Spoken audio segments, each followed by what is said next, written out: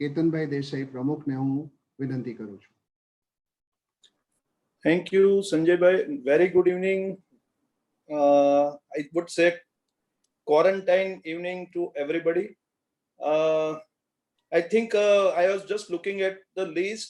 We should go in Hindi because we are having all over India participants and guests are there. So I think we should go with Hindi. Otherwise उनको problem हो सकता है language में. And today on this occasion corona की जो परिस्थिति उपस्थित हुई है और उसके अंदर ये जो सिचुएशन लॉकडाउन की है उसमें we are used to with the words now, lockdown, corona, covid, everything. So on that occasion जो आज का वेबिनार हमने आयोजित किया है क्रेडाई सूरत के साथ, उसमें मैं सबसे पहले आप सबका हार्दिक स्वागत करता हूं. इस प्रसंग पे उपस्थित क्रेडाई इंडिया के chairman and young and dynamic Jagsai ji, I am really heartily welcome you and really appreciate your gesture and that you have accepted our invitation to participate in this great event because it's going to be a very milestone for the future. साथ साथ में क्रेडाई के हमारे पदाधिकारी chairman Shri Suresh भाई Patel, president Shri रवजी भाई, खास करके क्रेडाई के पिलर माने जाने वाले वेलजी भाई, साथ में क्रेडाई की टीम जो साथ में है, हमारे साथ में हमारे पटेल, जिग्नेश भाई, अमीन, नार के हमारे हेतल भाई, साथ में हेमल भाई और चैम्बर अधिकारी करके प्रेसिडेंट श्री हेतल भाई, ऑनररी हिरेन भाई, honorary Shri Shailesh, sale head जिनकी और लीडरशिप में ये वेबिनार तो आज हमारा almost 20 days. I am happy to tell you that से ये चालू हुआ है. Very net was active and organising different subjects webinar and this part of this कि आज हमारा ये 32nd वेबिनार है. और I may be wrong, please correct me Mrinal भाई. और साथ में मृणाल भाई, संजय भाई पंजाबी और उपस्थित almost I am looking at the participants list that almost 450 participants are there with us right now.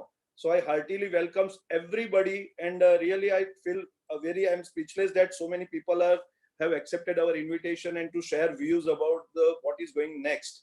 खास करके ये लॉकडाउन 2 की परिस्थिति है. अभी तक हम लोग यूज्ड टू थे कि भाई चलो लॉकडाउन 14 के बाद तब तक तो सह लेंगे, but now the things have got different. अभी की सिचुएशन 3rd मई तक का जो लॉकडाउन है, सब इंडस्ट्री अफेक्ट हो रही है. हमारी दुविधा ये है कि एक तरफ ये जो फैलता जा रहा है, आज भी सूरत की सिचुएशन में बताऊं 5 एरिया में अभी कर्फ्यू रात से लागू होगा, कि जो बता रहा है कि things are not going to get smooth. और साथ में हम लोग लेबर को रिलेटेड और इंडस्ट्री भी ग्रेजुअली चालू करनी चाहिए, ऐसा भी हमारा माननीय प्रधानमंत्री जी का गाइडलाइन भी आई है कि ग्रेजुअली. तो ये सब में कैसे करें. Of course real estate is our the main backbone of our countries development. तो ये सब में आज का वेबिनार हमको बहुत ही माहितीप्रद रहेगा, ऐसा मेरा मानना है. और आज जो तज्ञ सब पैनलिस्ट और एक्सपर्ट्स आज उपस्थित है, वो हमारे मेंबर्स को, पार्टिसिपेंट्स को दे विल गाइड कि कैसे आगे हमको रणनीति नक्की करनी चाहिए, how to proceed further in this very tough situation. And it's going to be a economic change situation what we have come into. Once again मैं आप सबका हार्दिक स्वागत करता हूं.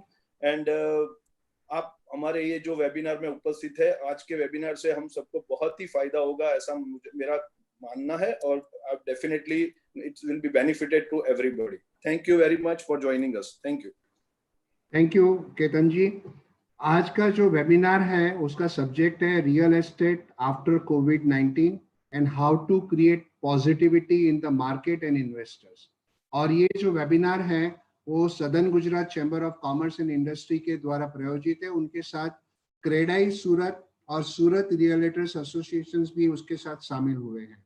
मैं आपको ये बताना चाहता हूं कि ये जो सब्जेक्ट है जिसमें रियल एस्टेट सबसे ज्यादा एम्प्लॉयमेंट एग्रीकल्चर सेक्टर दिया जाता है, और साथ में ये एक रिसर्च रिपोर्ट भी बताता है कि 2020 में जो स्काईलाइन आप देखोगे उसके 70% बिल्डिंग तो अभी बने ही नहीं है.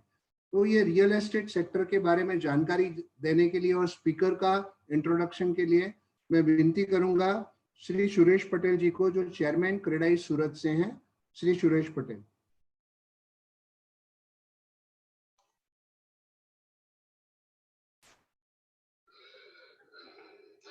तो जगसाई भाई નો અમારો જો ક્રેડાઈ સાથેની મીટિંગ હોય તો પરિચય આપવાનો ન હોય, પણ આપણી મીટિંગ 3 એસોસિએશન સાથેની છે એટલે મારે જગસાઈભાઈનો ઇન્ટ્રોડક્શન આપવો પડશે. જગસાઈભાઈ અમારી ક્રેડાઈ બેટરીના સ્ટાલવર્ટ છે અને અમારા અમિતાભ બચ્ચન કહીએ, બરોબર જગસાઈભાઈ. જગસાઈભાઈ ક્રેડાઈ એટલે confederation of real estate developer association of India. CREDAI 204 સિટીમાં એની પ્રેઝન્સ છે અને 24 સ્ટેટમાં પણ એની પ્રેઝન્સ છે અને 12,000 ક્રેડાઈના મેમ્બર છે. એમાં અત્યારે જગસાઈભાઈ ક્રેડાઈ નેશનલ પ્રેસિડેન્ટ તરીકેનો હોદ્દો ધરાવે છે.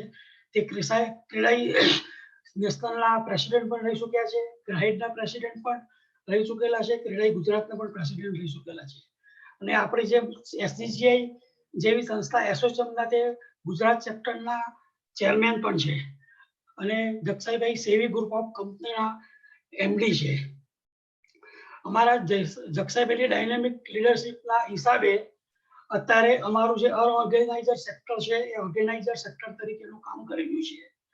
જગસાઈભાઈના અમારા પીએમ સીએમ અને બ્યુરોક્રેટના સંબંધોનો અમારો ક્રેડાઈને ભરપૂર લાભ મળી રહ્યો છે અને કોઈ પણ પોલિસી ડિસિઝનમાં અમારી ક્રેડાઈ સંસ્થાને નેશનલ લેવલે થી સ્ટેટ લેવલ થી લોકલ બોડી સુધીનું પણ સપોર્ટિંગ મળે છે. જગસાઈભાઈ જે એમના જે શપથ નામથી જે બધા પ્રોજેક્ટો છે સરખેજ હાઈવે પર અમદાવાદમાં, શપથ 1, 2, 3, 4, 5, 6, એ શપથ એ સેવી ગ્રુપે બનાવેલા પ્રોજેક્ટો છે. ક્રાઉન જે પ્લાઝા હોટલ છે એ જે ગુજરાતનું ફર્સ્ટ 70 મીટરની હાઈટ ધરાવતું બિલ્ડિંગ પહેલું જગસાઈભાઈએ બનાવેલું છે.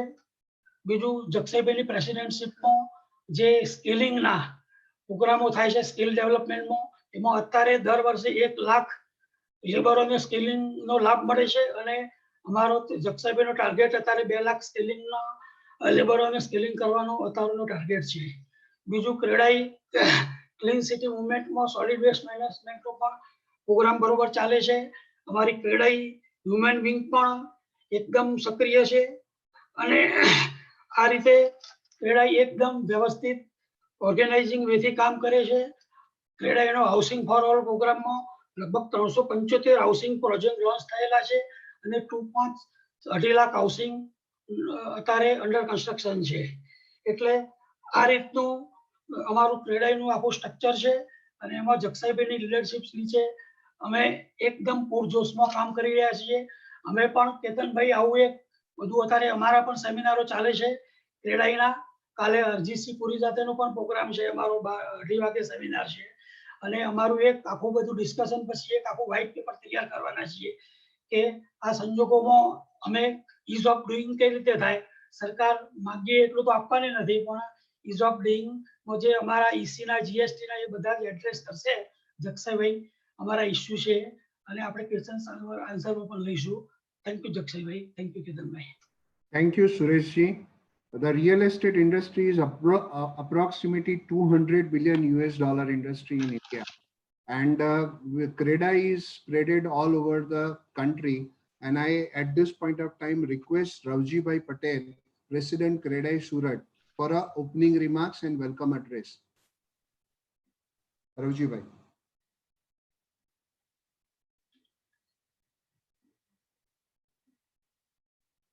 રવજીભાઈનું મ્યુટ છે. Unmute કરશો રવજીભાઈ પ્લીઝ. થઈ ગયું, ચાલો. ક્રેડા ઇન્ડિયાના ચેરમેન શ્રી જગસાઈભાઈ જે આજના આપણા ગેસ્ટ છે, એને અમે આમ તો વોઇસ ઓફ ક્રેડાઈ પણ કહીએ તો ખોટું નથી. ચેમ્બર્સ ઓફ કોમર્સના પ્રેસિડેન્ટ શ્રી કેતનભાઈ દેસાઈ, શ્રી સંજયભાઈ પંજાબી, શ્રી બુડાલભાઈ શુક્લા, શ્રી હેમલભાઈ ભટ્ટ, અમારા ચેરમેન શ્રી સુરેશભાઈ તથા અન્ય હોદ્દેદારો. આજે મને જે કઈ વિષય છે એ થોડું ક્રેડાઈનું અમારે સુરતની જે કઈ અત્યારે કાર્યવાહી કરી લોકડાઉન દરમિયાન, અને બાકી જે કઈ સુઝાવ ને એ બધા છે એ તો અમારા જગસીભાઈને જ આપણે વધારે સાંભળવા છે. એટલે હું ખાલી 2 મિનિટ અમારું જે કંઈ કાર્ય અત્યારે જે થઈ રહ્યું છે એની એક ચર્ચા થોડી આપને કરું છું. નમસ્કાર મિત્રો, આશા છે કે આપ સૌ કુશળ હશો અને આવનાર લોકડાઉનના સમયમાં પણ આપ તથા આપના કુટુંબીજનો સુખમય રહે એવી પ્રાર્થના. સૌપ્રથમ તો હું સુરત ક્રેડાઈના તમામ સભ્યોનો આભાર માનું છું, કારણ કે તેમણે તેમના તમામ શ્રમયોગીઓને સમયે સમયે જીવન જરૂરિયાતની તમામ વસ્તુઓ પહોંચાડી છે અને પોતાની નૈતિક ફરજ સુપેરે નિભાવી છે. વધુમાં સીએમ ફંડમાં પણ સુરતની ધંધાકીય પરિસ્થિતિ અમારી સારી ન હોવા છતાં પણ સારું એવું યોગદાન આપી અને સહયોગ આપેલ છે. મિત્રો, સુરત ક્રેડાઈએ તમામ સભ્યોની સાઇટ ઉપર અત્યાર સુધીમાં 2 વખત ચા, ખાંડ, દૂધનો પાવડર, બિસ્કિટ અને લીંબુ સાથેની કીટનું વિતરણ કરેલ છે. આ કીટ બનાવવા માટે પણ અમારા યુવા સભ્યો તેમજ અન્ય મિત્રોએ જોડાયેલ હતા, તે તમામનો સુરત ક્રેડાઈ આભાર માને છે.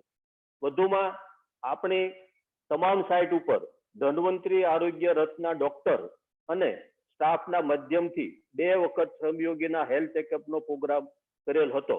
આ માટે તેમનો પણ હું ખૂબ ખૂબ આભાર માનું છું. કેતનભાઈ, આ આરોગ્ય સેવા તો સાથે કરી, હવે ગઈકાલથી કોર્પોરેશનનું જે આપણું હેલ્થ ફેસિલિટી જે આરોગ્ય ખાતું છે એમના થકી અમારા જે લેબર કોલોની છે એમને અમે ત્યાં સફાઈની કામગીરી, ત્યાં સેનિટાઇઝેશન અને એ બધી પણ કામગીરી ગઈકાલથી અમે ચાલુ કરી છે. એટલે આ એક અમારા જે શ્રમિકો છે એમની તબિયત ન બગડે, એ અહીંથી પલાયન ન થાય અને બધા જ વ્યવસ્થિત અહીંયા કામ જ્યાં સુધી આપણું ચાલુ ન થાય ત્યાં સુધી શાંતિથી રહે એવી વ્યવસ્થા એક અમે સારી રીતે પાર પાડી છે. Thank you Ravjibhai. સંજયભાઈ, જસમતભાઈ નું હાર્દિક સ્વાગત છે. વેલકમ જસમતભાઈ. ઓકે, સો આપણે અપ્રોક્સિમેટલી 500 ના ઓડિયન્સ પર પહોંચી ગયા છે. હવે વધારેની આ લાયસન્સમાં ક્ષમતા કદાચ ન પણ હોઈ શકે, તો યુટ્યુબ લાઈવ પર જોઈન કરવા માટે વિનંતી છે. આપના મિત્રોને જણાવશો કે યુટ્યુબની પર SGCCA સુરતની ચેનલ પર અત્યારે આનું જીવન પ્રસારણ થઈ રહેલું છે. હવે આપણે સંજયભાઈ, સોરી, આપણી પાસે લિમિટ છે. There is no problem. Okay, fine fine. Okay, fine. આગળ વાત કરવાની છે સંજયભાઈ? Yeah please go ahead. મારે વાત કરવાની છે? હા રવજીભાઈ. હા, ઓકે, થેન્ક યુ. COVID-19 અને રિયલ એસ્ટેટના ધંધામાં પોઝિટિવ વાતાવરણ કેમ બને અને ઇન્વેસ્ટરો કેમ જોડાય તેની ચર્ચા કરવા આ આયોજન કરેલ છે. આ આયોજન માટે chamber of commerce, Surat CREDAI team, Surat realtors એસોસિએશનનો પણ હું આભારી છું. આ વિષયને હું 2 વિભાગમાં બોલાવણી કરું છું. એક તો લોકડાઉનની સ્થિતિ અને લોકડાઉન પછીની સ્થિતિ. લોકડાઉનની સ્થિતિમાં આપણે સૌ પોતાને સ્વસ્થ રાખીએ, સાથે સાથે આપણા કુટુંબીજનો, આપણા સ્ટાફ, આપણા વર્કરો તેમજ આપણી સોસાયટી અને દેશને સ્વસ્થ રાખવા માટેના તમામ પ્રયત્નો કરીએ અને આપણાથી શક્ય હોય તેટલી બીજાને મદદ કરીએ. લોકડાઉન પછીની વાત કરીએ તો આપણે સૌએ પોતપોતાના પ્રોજેક્ટ ચાલુ કરવા પડશે. આપણા પ્રોજેક્ટના તમામ સહયોગી સાથે ચર્ચા વિચારણા કરી તેમાં આવતી મુશ્કેલીનું તારણ કાઢી તમામ પ્રોજેક્ટના રીશેડ્યુલિંગ કરવું પડશે અને તેમાં આવતી મુશ્કેલીનો પોઝિટિવ ઉકેલ લાવવો પડશે. આપણા તમામ મિત્રોની કોમન મુશ્કેલીનો આપણા એસોસિએશન સાથે ચર્ચા વિચારણા કરી ઉકેલ લાવવાનો પ્રયત્ન કરવો પડશે. ક્રેડાઈ અને ચેમ્બર ઓફ કોમર્સ આવા ઉકેલ માટેનું બેસ્ટ પ્લેટફોર્મ છે તે આપણે સૌ સારી રીતે જાણીએ છીએ. સુરતમાં અત્યાર સુધીમાં પ્લેગ, પૂર અને ધરતીકંપની મુશ્કેલીઓ આવી હતી અને તે સમયે પણ હવે પછી શું એવો સવાલ બધાને હતો. થોડો સમય, થોડી ધીરજ અને ઈમાનદારી વગેરે સાથે ચાલીશું તો આનો પણ ઉકેલ આવશે. મને ખાતરી છે આપણે આપણા ચેરમેન શ્રી જક્ષભાઈ પાસેથી ઘણું શીખવાનું છે અને જાણવાનું છે. એટલે હું અહીંયા આપ સૌનો ફરીને આભાર માની મારી વાણીને પૂરી કરું છું. Thank you. Thank you Ravjibhai. હવે આપણે બધા જક્ષભાઈને સાંભળીએ. બરાબર.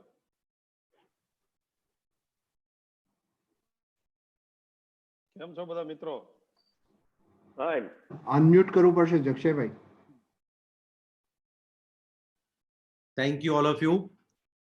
હું મને કહેવામાં આવ્યું છે હું હિન્દીમાં કરું, મને વાંધો નથી હિન્દીમાં, ઇંગ્લિશમાં કે થોડું જે રીતે સંજયભાઈ કેવી રીતે કરીશું, હિન્દી, ઇંગ્લિશ, ગુજરાતી? ગુજરાતી હોય તો ગુજરાતીમાં જ કરો. જેમાં કમ્ફર્ટેબલ હોય ગુજરાતી ગુજરાતી રાખો. ગુજરાતી રાખો. કેતનભાઈ હિન્દી, ગુજરાતી રહેશે કેતનભાઈ. ઓકે, ગુજરાતી રાખો, ગુજરાતીમાં. તો સૌપ્રથમ તો chamber of commerce, south Gujarat chamber of commerce ના સૌ પદાધિકારી કેતનભાઈ, મારા દિલના સૌથી નજીક એવા ક્રેડાઈ સુરત અને એમના બધા જ હોદ્દેદારો રવજીભાઈ, વેલજીભાઈ, સુરતભાઈ, સુરેશભાઈ, જસમતભાઈ અને NAR ના મિત્રો હેમલભાઈ ને બધા તમામને સૌથી પહેલા તો આ કોવિડની મહામારીમાંથી સૌથી સફળ રીતે બહાર આવવાની તમામને અને તમારા તમામ મેમ્બર્સને શુભકામના આપું છું. આપણે થોડુંક real estate as a whole થોડી વાર 2-3 મિનિટ ચર્ચા કરીએ, એનો પર્સપેક્ટિવ આપીશું. પછી રિયલ એસ્ટેટ તમે મને કહ્યું એ રીતે પ્રી અને પોસ્ટ, અને પછી તમારા સવાલ જવાબ આપણે લઈશું. રિયલ એસ્ટેટ આપ સૌને ખ્યાલ છે કે દુનિયાનો 2nd નંબરનો એગ્રીકલ્ચર પછીનો બિઝનેસ છે આ, જે લગભગ 300 જેટલી ઇન્ડસ્ટ્રીને સપોર્ટ કરે છે. અને અત્યારે 4 વર્ષ પહેલાના ડેટા પ્રમાણે 5 કરોડ ફેમિલીને ઇન્ફ્લુઅન્સ કરે છે, એટલે કે 30 કરોડ લોકોને ઇન્ફ્લુઅન્સ કરે છે. અને જો રિયલ એસ્ટેટ અને કન્સ્ટ્રક્શન બંનેને હું જો જોઈન કરું તો કદાચ એગ્રીકલ્ચર કરતાં પણ આગળ નીકળી જાય. સર્વિસ અને મેન્યુફેક્ચર ઇન્ડસ્ટ્રીનું આ પરફેક્ટ બ્લેન્ડ છે કે જેમાં કોઈ વોટર, નોઇઝ અને એર પોલ્યુશન નથી.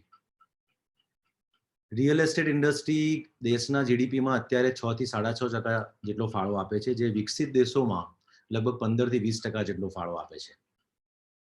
હવે રહી વાત અત્યારે પ્રી, એટલે કે અત્યારે જે આપણે લોકડાઉનમાં જીવી રહ્યા છીએ, અને સુરત અને ખાસ કરીને ગુજરાત, કારણ કે હું ઘણી જગ્યાએ અમારે દરેક સ્ટેટમાં વાતો થતી હોય છે, અત્યારે 20,000 જેટલા મેમ્બર જોડે કનેક્ટેડ છીએ, પણ જ્યારે ગુજરાતની વાત આવે ત્યારે મારે ગુજરાતને એક સ્થિતિસ્થાપકતા ફિઝિક્સનો નિયમ છે, ઇટ્સ કોલ્ડ રેઝિલિયન્સ.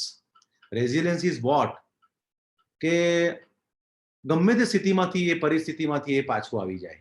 તમે એક પેલી આપણે ડ્રામા ડોલ હોય છે, એટલે પેલી નાના આપણે કોઈ તમે નાના છોકરાઓના રમકડાની દુકાનમાં જાઓ તો પેલી ડોલ હોય છે, તમે આમ મુક્કો મારો એટલે પાછી આવી જાય, સહેજ આમ મારો પાછી એની જગ્યા પર આવી જાય, પછી ડગે નહીં, પછી ત્યાં ઘડીકમ ઊભી હોય એ ડોલ, એ ડ્રામા ડોલ કહેવાય. આપણે સુરતી, આપણે ગુજરાતીઓ, આપણે છે ને બહુ રેઝિલિયન્ટ છે. ગમે એટલો પરિસ્થિતિનો સામનો, ગમે એટલી વિકટ પરિસ્થિતિ હોય, પણ આપણે પાછા એની જગ્યાએ આવી જઈએ છીએ. આ આપણું એક પોતાનો અંદર જીન્સમાં છે આપણા. અને સુરત તો હું છે ને, હું ઘણી વાર એવું કહું છું, હવે સ્ટેચ્યુ ઓફ યુનિટી આવ્યા પછી ગુજરાતમાં એવું કહું છું કે સુરત એ એક ફ્યુઝન છે. ફ્યુઝન શેનું છે ખબર છે? મિક્સચર સ્ટેચ્યુ ઓફ યુનિટી અને statue of liberty. Statue of liberty કેમ કે સ્ટેચ્યુ ઓફ લિબર્ટીમાં અમેરિકાએ દરેક લોકોને આવકાર્યા, દરેક ધંધાને આવકાર્યા દિલથી. અને સ્ટેચ્યુ ઓફ લિબર્ટી એ સુરતમાં, એટલે સુરતે બધાને આવકાર્યા. તમામ દેશમાંથી, આખા રાજ્યોમાંથી લોકો અહીંયા ધંધો કરવા આવ્યા, ગામડેથી લોકો ધંધો કરવા આવ્યા, બહારથી આવ્યા. અને બીજું સ્ટેચ્યુ ઓફ યુનિટી એટલે એમ કે સુરતીઓની યુનિટી એ સૌથી વધારે જબરજસ્ત, એનો દાખલો આખી દુનિયા લે છે. અને એક ફિનિક્સ પક્ષી હોય છે જે રાખમાંથી ઊભું થઈ જાય, અને એ ઓલરેડી કરી બતાવ્યું છે. એટલે મને સુરત, હું ખાલી તમારી જોડે વાત કરું છું સુરતી, ક્રેડાઈ સુરત કે south Gujarat chamber of commerce એટલે નથી કહેતો. હું ઘણી વાર તમારી જોડે બી કહ્યું છું કે જે શીખવાનું છે એ કહેવાય કે જે દિલથી, આત્માથી અને બધી રીતે અને સમાજ માટે કરી છૂટવા માટે એ સુરત પંકાયેલું છે. હવે અત્યારે શું કરવાનું, ખાસ મારા બધા જ બિઝનેસમેન, ખાલી ડેવલપર્સ મિત્રો કે બ્રોકર્સ મિત્રો કે નહીં, દબાવ કે મિત્રો, જ્યારે માછીમાર હોય ને દરિયા કિનારે, એ દરિયામાં તોફાન હોય ત્યારે તો જઈ ના શકે, તો શું કરતા હશે? દરિયામાં તોફાન ના હોય ત્યારે શું કરે? ખેડવા ના જઈ શકે. દરિયામાં તોફાન હોય ને ત્યારે એ પોતે કિનારે બેઠો બેઠો પોતાની ઝોપડીમાં એની જે નેટ હોય ને એ રિપેર કરે. આ એનો સમય છે. It's called sabbatical. Sabbatical is what the corporate world or any good university, foreign university, there is a call sabbatical. Whoever, જે લોકો પોતાનું ફિક્સ કામ એક ધારું કરી રહ્યા છે, એમને વર્ષમાં 15 દિવસ આ કામ છોડીને બીજું કામ કરવાનું. આ કામ છોડીને બીજું કામ કરવાનું. એટલે એમાંથી એ ડિસ્કનેક્ટ થાય. કેટલા મોટા ક્રિકેટરને ફૂટબોલ રમવાનું કહે છે, કેટલા મોટા ફૂટબોલરને ગોલ્ફ રમવાનું કહે છે. ધીસ ઇઝ કોલ્ડ હટકે સબેટિકલ કહે છે. એ મિલિટરીમાં પણ હોય છે, એ અલગ ટાઈપની એક્ટિવિટી હોય છે. આપણે એ સબાટિકલ યુગમાં આવી ગયા છે અને આ ટાઈમમાં 3 વસ્તુ કરવાની છે. મિત્રો, 21મી સદીમાં એ અભણ માણસ કોણ છે ખબર છે તમને? અત્યારે જનરલી અભણ માણસની વ્યાખ્યા એવી છે કે જે લખી ના શકે અને વાંચી ના શકે. પણ 21મી સદીનો અભણ માણસ એને કહેવાય કે જે અનલર્ન, લર્ન અને રીલર્ન ના કરી શકે.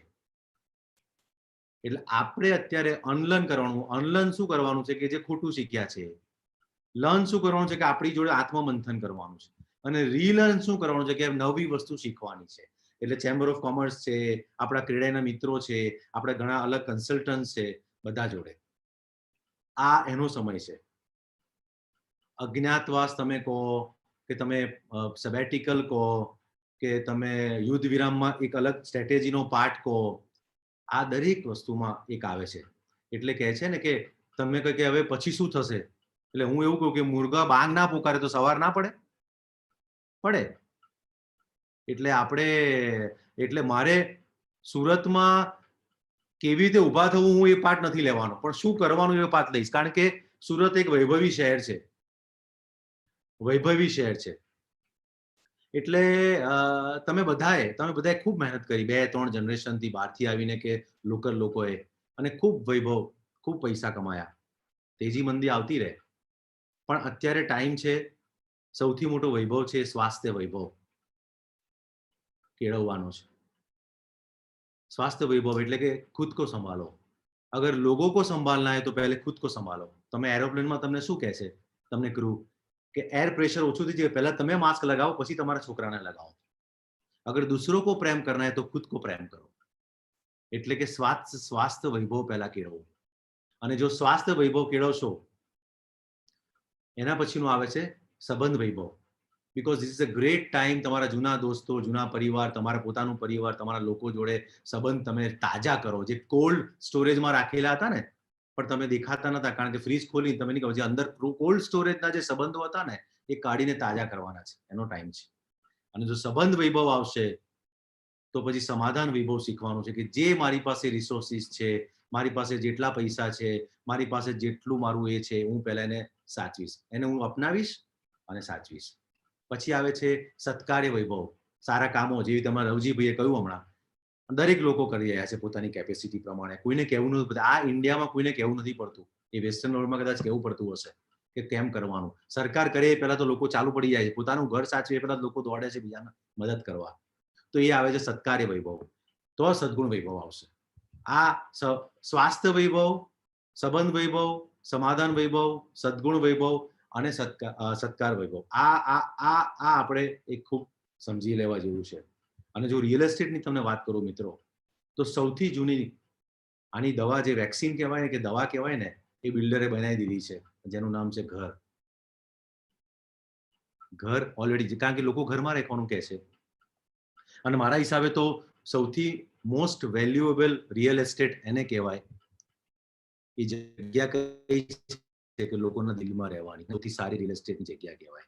અને એ ડેવલપર કરી રહ્યા છે. આ રિયલ એસ્ટેટના ડેવલપર્સ મિત્રો એક પણ એવું સામાજિક કોઈ પણ એવું કાર્ય નહીં હોય, આર્થિક કે કોઈ પણ એવું ધાર્મિક, કે જેમાં ડેવલપર મિત્રો આગળ ના આવ્યા હોય.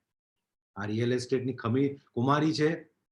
છેલ્લા 4 વર્ષથી નોટબંધી, રેરા, જીએસટી, લિક્વિડિટી ક્રાઇસિસ, એનબીએફસીના પ્રોબ્લેમ, આખી દુનિયામાં એક ઇન્ડસ્ટ્રી ઉપર 4 મોટા ડિસ્ટ્રપ્શન આયા હોય તો એ માત્ર ને માત્ર રિયલ એસ્ટેટ છે.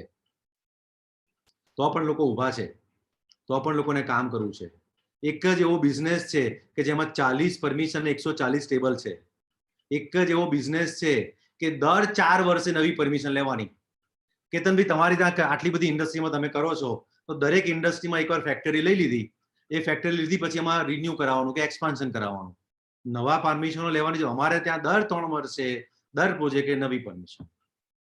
એટલે છતાં પણ છે ને કે એક પથ્થર પાણીમાંથી પેદા કરે ને પથ્થરમાંથી પાણી, એવો રિયલ એસ્ટેટનું એક જમીર છે એનું, અને એની એક કેરેક્ટર છે એનું.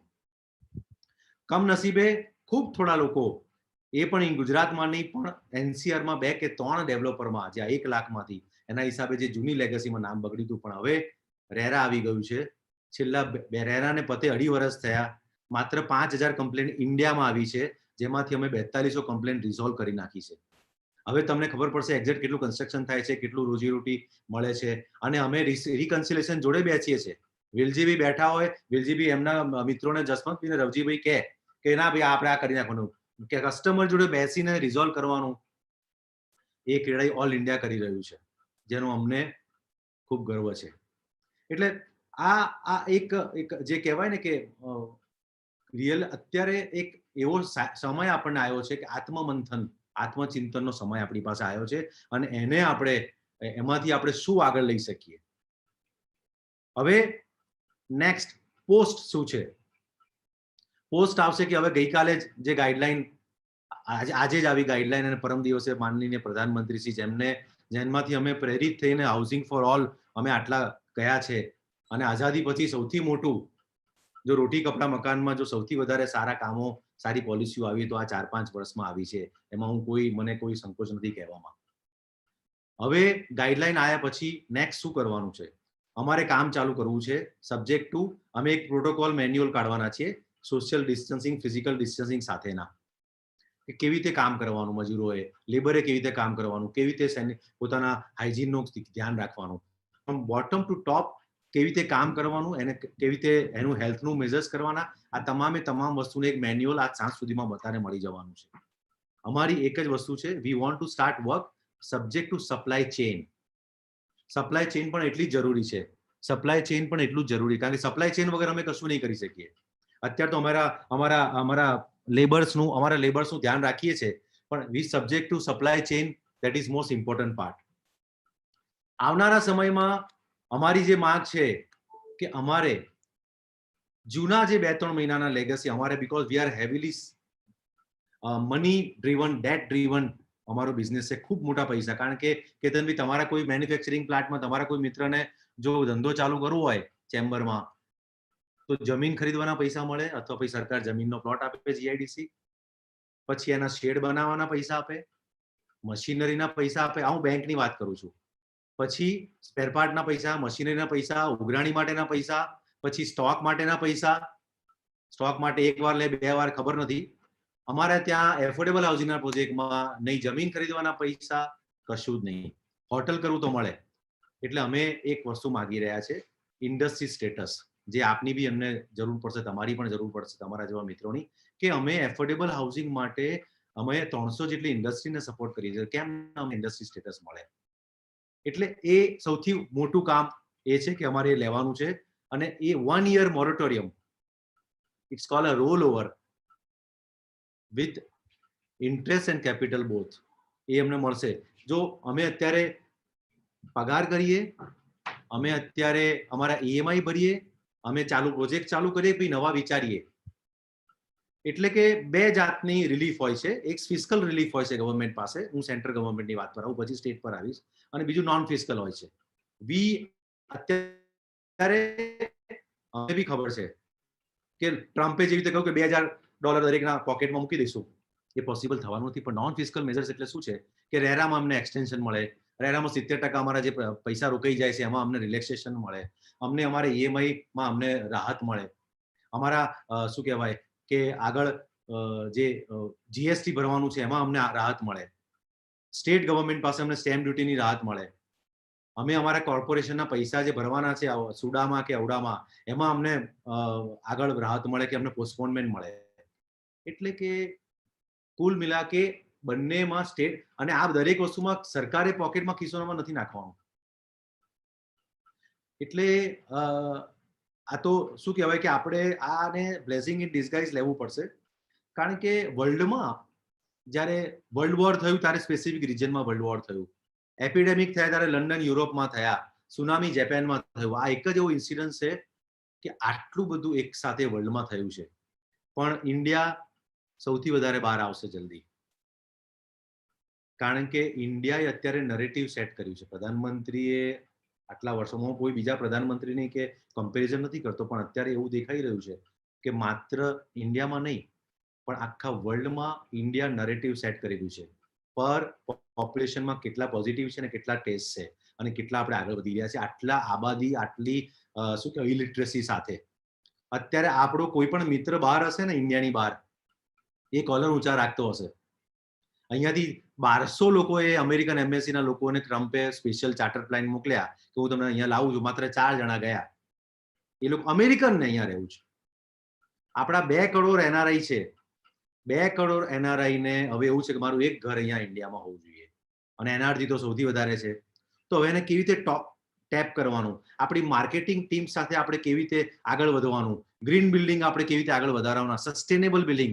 એટલે કે 3 ફેઝ છે: સર્વાઈવલ, રિવાઇવલ અને સસ્ટેનેબિલિટી. હવે આપણને શું છે કે બિઝનેસમેન છે ને, આપણને આગળ દેખાય છે કે રિવાઇવલ કેવી રીતે કરીશું, આપણે સસ્ટેન કેવી રીતે કરીશું. સરકાર અત્યારે સર્વાઈવલ મોડમાં છે, જાન હે તો જહાન હે. અને એમાં સરકાર ખોટી નથી, કારણ કે સરકારને આપણી પહેલા, અને ખરેખર જો આપણે બચી જઈશું ને તો મોટા મોટા ફંડ મેનેજર્સ સિંગાપુર ને હોંગકોંગ છોડીને અહીંયા બેસશે. એમને અહીંયા વધારે સેફટી દેખાય છે. આપણને 2 સ્ટેપ પછીનું દેખાતું કે હું પગાર કેવી રીતે કરીશ, હવે હું આગળ કેવી રીતે ધંધો કરીશ, મારા પેલા જૂના બેંકના હપ્તા કેવી રીતે ભરીશ. એટલે આપણે અત્યારે મનોમંથન કરી રહ્યા છે. સૌથી પહેલા આપણા એમ્પ્લોઈઝનું ધ્યાન રાખીએ, આપણા કોન્ટ્રાક્ટરનું ધ્યાન રાખીએ, આપણા કસ્ટમરનું ધ્યાન રાખીએ, આપણા લેબરર્સનું ધ્યાન રાખીએ. પોસ્ટ આપણે બધા જોડે કોલોબરેશન કરીએ, જમીન માલિક જોડે ધંધો પાર્ટનરશિપમાં કરીએ, કોન્ટ્રાક્ટર જોડે બાર્ટર સિસ્ટમ કરીએ, કસ્ટમર જોડે સંવાદ પ્રોપર રાખીએ. કોઈ કસ્ટમર એવું નથી કે જેને ઘર નથી લેવું. ઉલટાનું તો જે 1.5 BHK વાળો કે 2 BHK વાળાને 3 BHK લેવું છે, કારણ કે પહેલા બધામાં એ પૈસા બચાવજો, હવે ઘરમાં પૈસા નહીં બચાવે. એક 2.5 લાખની મારુતિ લેવા જાય ને તો 3 લાખની મારુતિ લઈને આવે, કારણ કે એને 25,000 રૂપિયા ટેપમાં વધારે વાપરે, 15,000 રૂપિયા ટેપેસ્ટીમાં વાપરે. હવે માણસને બાલ્કની જોઈશે, મોટી બાલ્કની, હવે મોટો હોલ જોઈશે, નીચે સરસ પ્લેગ્રાઉન્ડ જોઈશે, ચાલવાની સરસ જગ્યા જોઈશે, ગ્રીન રૂફ ટોપ જોઈશે ટેરેસ ઉપર, સસ્ટેનેબલ બિલ્ડિંગ જોઈશે. એટલે આપણે અને સરકાર વચ્ચે આપણે કોઈ ઘર્ષણ નથી, આપણે જોડે મળીને નેશન ઊભું કરવાનું છે.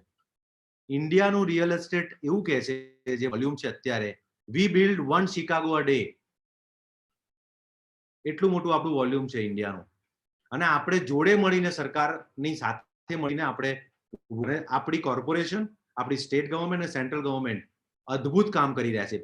મેડિકલ ટીમ, પોલીસ, એડમિનિસ્ટ્રેટર, આ બધા જ લોકો પહેલા હતા, દુનિયાને દેખાતા નતા, આપણે ખરાબ નતા કોઈ દિવસ, પણ આપણે નોટિસ નતા થતા. આપણી ફૂડ હેબિટ, આપણી આયુર્વેદા, આપણું યોગા, આપણા રિચ્યુઅલ્સ, આપણી સંસ્કૃતિ, આ દરેક લોકો હવે છે ને આખી દુનિયાવાળા અહીંયા જોવા આવશે કે આ લોકોમાં એવું શું છે અદ્ભુત. માત્ર વેધર નથી 40-45 ડિગ્રી, કે BCG ની રસી એટલું નથી, પણ આપણી જે DNA ને આપણું જે સંસ્કૃતિ છે ને એના હિસાબે આપણે ટકેલા છે. અને વર્લ્ડ એનું નોટિસ કરી રહ્યું છે. અને એનો આપણે ફાયદો શબ્દ હું જરા વધારે પડતું પડીશ, એનું આપણે લેવરેજ લેવાનું છે. અને એ આપણે નવું ઇન્ડિયા ઊભું કરવાનું છે અને સૌથી વધારે આગળ આવવાનું, કારણ કે ઇન્ડિયામાં અત્યારે 2 જ ઇકોનોમી પ્લસમાં છે.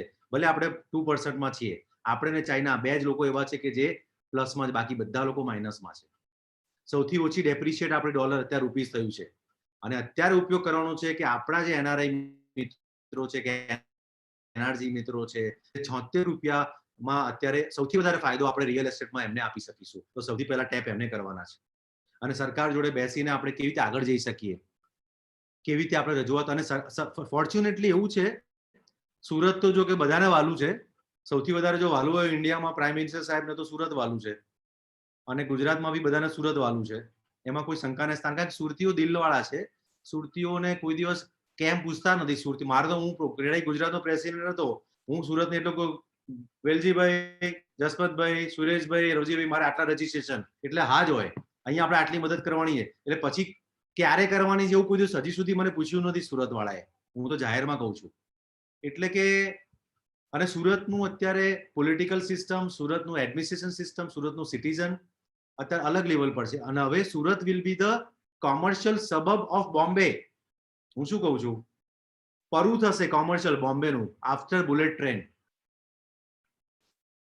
લોકોને બોમ્બે નહીં રહેવું હોય, લોકો આવા જવાનો પ્રોબ્લેમ નહીં હોય, લોકો અપડાઉન કરશે પણ સુરતમાં શાંતિથી રહીને ત્યાં ધંધો કરવા જશે, કે વાપીમાં કે અંકલેશ્વરમાં ધંધો કરશે, સુરતમાં રહેશે. સુરતને જરૂર છે સર્વિસ ઇન્ડસ્ટ્રીની, સુરતને જરૂર છે ઓર્ગેનાઇઝ સેક્ટરની, સુરતને જરૂર છે રિફાઇનિંગ, સુરતને જરૂર છે એક શેપ આપવાની, દરેક ધંધામાં એક અલગ રીતે કરવાની. જે રિયલ એસ્ટેટમાં કરી રહ્યા છે દરેક ધંધામાં પણ આ જરૂર પડતી હશે. બધી જ અંદર જે કહેવાય ને કે એક જે હું વીકનેસ નહીં કહું પણ જે સહેજ કદાચ 10 માંથી બધામાં 8 9 હશે, કદાચ 5 માર્ક કેમ છે કે જે ક્યાંક ને ક્યાંક જે શેપ આપવાનું, જે ચેરી ઓન આઈસિંગ રહી જાય છે ને, એ સુરતે કરવાનું છે. તો કદાચ વર્લ્ડને ટક્કર મારશે. આઈ થિંક લગભગ બધું જ મારામાં તો આવી ગયું છે. ટાઈમ બી થઈ ગયો છે. હવે આપણે સવાલ જવાબ લઈએ તો જરા વધારે મજા આવશે. આપ કહો તો એ પ્રમાણે કરીએ. વેલજીભાઈ, પ્લીઝ આપનો અભિપ્રાય લોકો સમક્ષ મૂકશો. નમસ્કાર મિત્રો. સૌ પ્રથમ તો જક્ષયભાઈએ જે એમના આટલા રાજ્યોમાં બધાને જોડે શેર કરેલું છે અને એનો અનુભવ આપણને બધાને અહીંયા પીરસ્યો છે, એટલે કંઈ જાજુ કહેવાનું અમારે રહેતું નથી.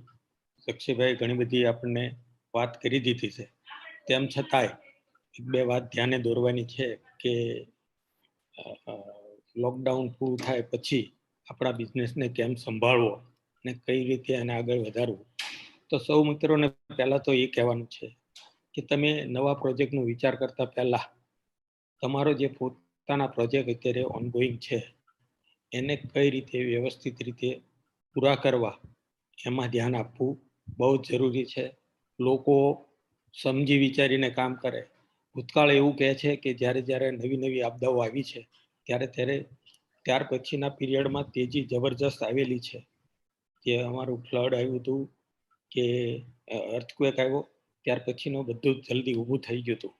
પણ આ વખતે લોકો જે કહેતા હોય, પણ મને થોડો ડર લાગે છે, કદાચ હું ખોટો બી હોઈ શકું, પણ ડરને દૂર કરીને લોકો સુધી આપણી વાત પહોંચાડવાની છે, વાતાવરણને પોઝિટિવ બનાવવાનું છે. અને આ વાતાવરણ પોઝિટિવ કરવા માટે આપણે લોકોનો વિશ્વાસ જીતવાનો છે. આપણા લેબર્સનું ધ્યાન રાખવાનું છે, આપણા કોન્ટ્રાક્ટરનું ધ્યાન રાખવાનું છે, આપણા કર્મચારીઓનું ધ્યાન રાખવાનું છે. એનીથી ઉપર આપણા જે ક્લાયન્ટ છે, કે આપણે ત્યાં ઇન્વેસ્ટમેન્ટ કરે છે, કે આપણા જે ગ્રાહક છે, એની જોડે આ લોકડાઉન પૂરું થાય એટલે 1-to-1 મીટિંગ કરીને બધાને વિશ્વાસ અપાવવાનો છે કે તમે જે અમારા ઉપર વિશ્વાસ મૂક્યો છે અને પૂર્ણ રીતે પૂરો કરીશું અને એમાં તમે બિલકુલ ગભરાતા નહીં.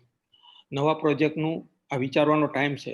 ભવિષ્યમાં કઈ રીતના પ્રોજેક્ટ કરવા આપણને અત્યારે જક્ષયભાઈ કહ્યું એમ કે આ એક વેકેશન મળ્યું છે, વેકેશનમાં પૂરેપૂરો અભ્યાસ કરવાનો. ગમે તેવા ગાંડા કાઢ્યા વગર આપણે સર્વે કરીને પ્રોજેક્ટ મૂકીશું તો કદાચ આપણે ખોટા સ્ટેપ નહીં લઈએ.